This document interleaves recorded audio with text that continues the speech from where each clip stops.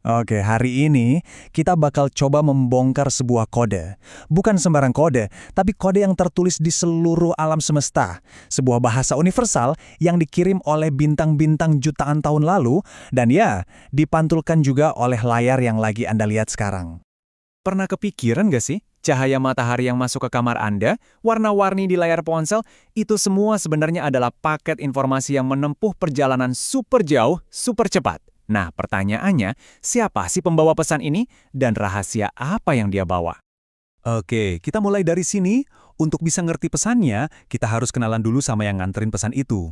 Kita akan bedah cahaya ini kepingan demi kepingan, seolah-olah kita lagi mecahin kode rahasia kuno.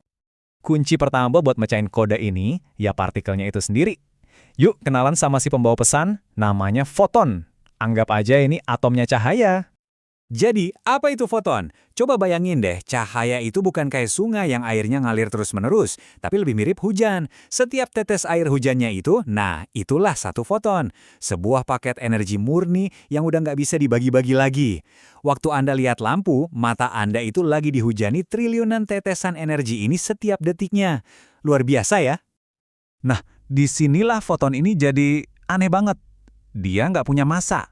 Makanya, dia bisa melesat dengan kecepatan paling pol di alam semesta.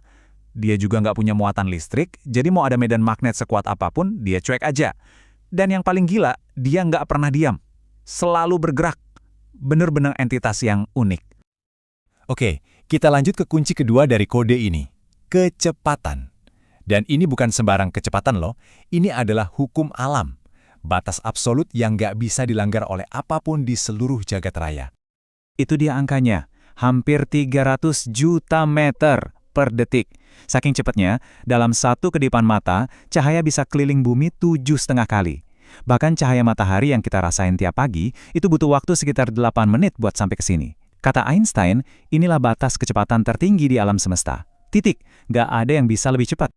Tapi, ada tapinya nih. Kecepatan maksimal tadi itu cuma berlaku di ruang hampa di luar angkasa yang kosong. Begitu cahaya masuk ke medium lain, misalnya air atau kaca, dia jadi sedikit lebih lambat. Kayak pelari sprinter yang tiba-tiba harus lari di tengah kerumunan orang. Dia tetap cepat, tapi ya nggak secepat pas di lintasan kosong. Sekarang kita sampai di bagian kode yang paling aneh. Sebuah rahasia yang bikin para fisikawan pusing selama ratusan tahun. Ternyata, cahaya itu punya kepribadian ganda. Kadang, dia bertingkah kayak bola-bola kecil, partikel, tapi di waktu lain, dia malah bertingkah kayak riak air alias gelombang. Bingung kan? Nah, sisi gelombangnya inilah yang ngasih kita spektrum yang kaya banget.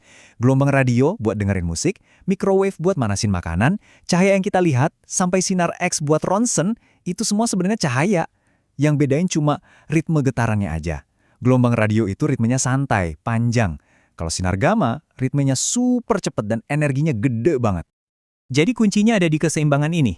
Karena kecepatan cahaya itu konstan, kalau panjang gelombangnya, jarak antar puncak gelombang jadi makin panjang, maka frekuensinya, jumlah getaran per detiknya, harus jadi makin lambat. Begitu juga sebaliknya, mereka ini kayak main juka-jukit kosmik yang gak pernah berhenti. Oke, kunci terakhir kita. Ini adalah properti yang sebenarnya sering banget kita manfaatin mungkin tanpa sadar. Terutama kalau lagi pakai kacamata hitam, ini semua tentang orientasi atau arah getaran cahaya. Namanya polarisasi. Gini deh, bayangin cahaya matahari itu getarannya ke segala arah. Atas bawah, kiri kanan, miring-miring, acak banget. Nah, lensa kacamata hitam yang terpolarisasi itu fungsinya kayak satpam di gerbang yang celahnya cuma vertikal. Dia cuma ngizinin getaran cahaya yang vertikal aja buat lewat, sementara getaran horizontal yang bikin silau itu diblokir. Hasilnya, pandangan kita jadi lebih adem dan jelas.